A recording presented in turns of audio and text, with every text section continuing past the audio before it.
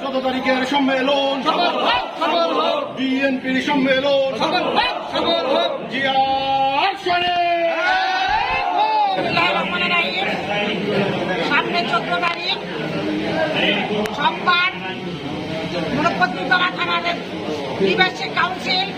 এই কাউন্সিল থেকে আমি নওগাঁ জেলা মহিলা দলের সভানেত্রী হিসেবে বলতে চাই, কাউন্সিলটা অত্যন্ত মুখরিত মনে হবে এবং আজকে যে ফর্ম বিক্রি হচ্ছে এখানে চারজন হলো সাংগঠনিক, 3 জন সেক্রেটারি এবং 2 জন সভাপতি প্রার্থী হিসাবে তারা প্রমোশন তুলেছেন এবং তারা ভোট করবেন এই আশা ব্যক্ত করে নওগাঁ জেলা সভানেত্রী